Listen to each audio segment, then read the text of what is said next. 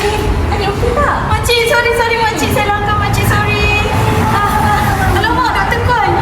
Hello, doktor. Bashira, Ya, awak kat mana sekarang? kejap doktor. Cepat hantar assignment saya sekarang. Saya ada meeting ni. Saya dah lewat. Cepat. Okey doktor, saya datang hantar kat doktor sekarang. Sabar ya. Makcik, sorry sangat saya tak sempat nak angkat. Nanti saya datang balik ya. Sorry makcik. Apa ni? Makcik. Tak jawab dah Bashir.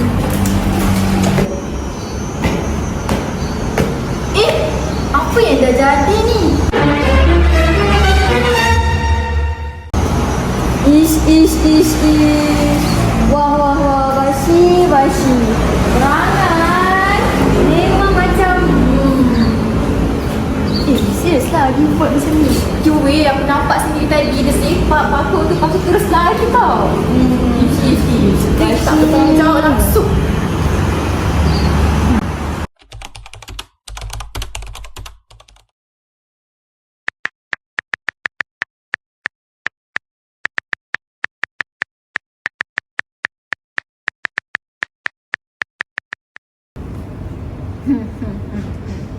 Banyak ni orang like.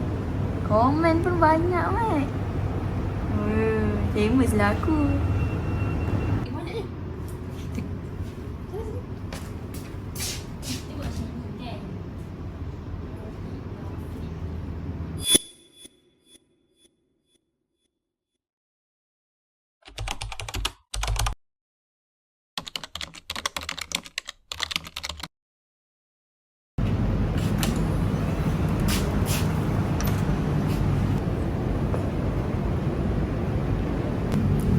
Kenapa dia orang pandang aku macam tu?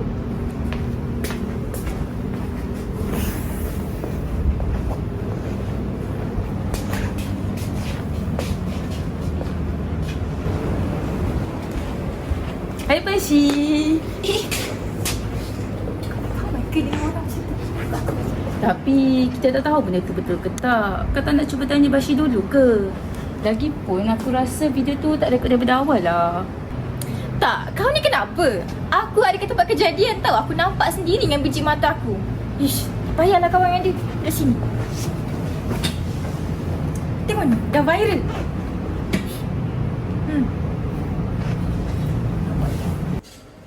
Habislah. Kena marah lah tu.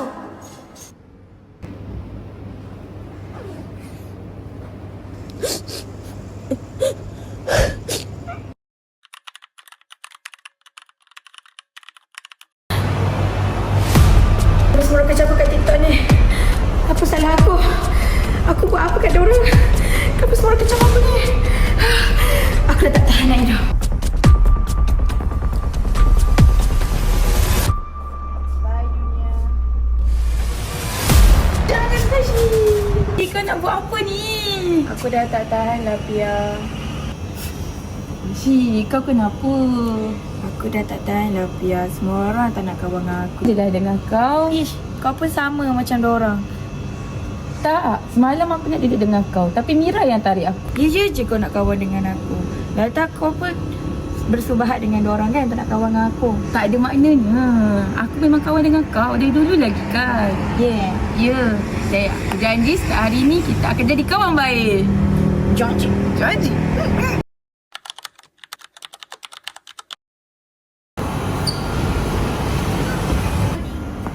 Ikut saya masuk. Sini.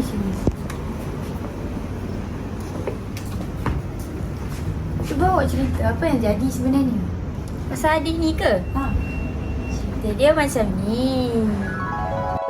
Dia memang ada terlanggar tong sampah hari tu masa saya tengah menyapu. Tapi lepas tu dia datang balik. Siap tolong kutip lagi sampah-sampah yang jatuh tu. Nampaklah dia sebab salah sebab banyak kali dia minta maaf dekat saya. Siap nak belanja air lagi. Tapi saya faham je situasi dia masa tu. Maybe dia nak cepat. Nampak macam dia nak hantar assignment. Macam tu lah cerita dia. Oh macam tu. Hai budak-budak ni. Hai, Saya bukan marah sebab awak tersilap. Manusia memang selalu buat kesilapan. Tapi saya marah sebab awak berhenti menggunakan benda yang paling penting yang Tuhan dah bagi, iaitu akal fikiran. Tapi saya cuma cakap apa yang saya nampak je. Itulah masalah awak. Awak tengok benda apa yang awak nak tengok je. Lepas tu awak terus anggap tu satu kebenaran. Dalam falsafah idealism ni, kita bukan hanya menggunakan mata untuk melihat, tapi kita kena guna juga akal fikiran kita ni untuk berfikir, untuk cari kebenaran. Tapi kami pun cuma ikut apa yang orang lain cakap je. Berhenti berfikir secara sendiri, lepas tu kita ikut je apa orang lain cakap. Kita ni hilang pertimbangan dan nilai moral. Ini memanglah start dengan satu video, satu andaian je. Tanpa berfikir, tanpa tahu kebenaran, awak terus menghukum. Berfikiran reflektif ni maksudnya awak stop sekejap. Atau awak tanya diri awak, adakah aku ni betul-betul tahu apa yang jadi? Adakah aku ni dah berlaku secara adil? Itulah tujuan pendidikan.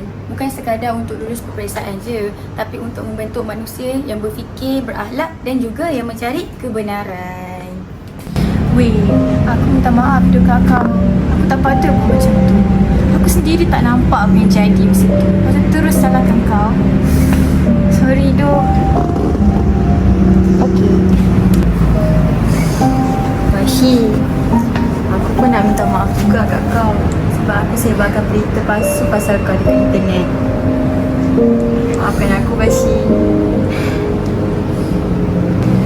Bashi, aku pun nak minta maaf. Aku tak tahu apa-apa, aku dengar cakap dia je. Tapi minta maaf tak?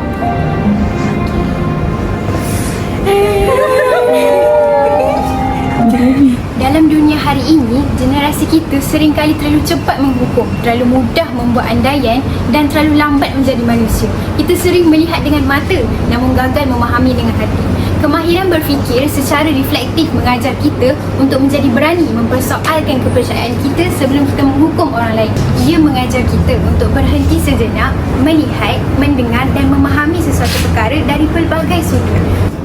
Hal ini kerana tak semua yang kita lihat adalah kebenaran dan tak semua yang kita dengar adalah keseluruhan cerita, dan andaian kita secara sembrono dapat memusnahkan hidup seseorang.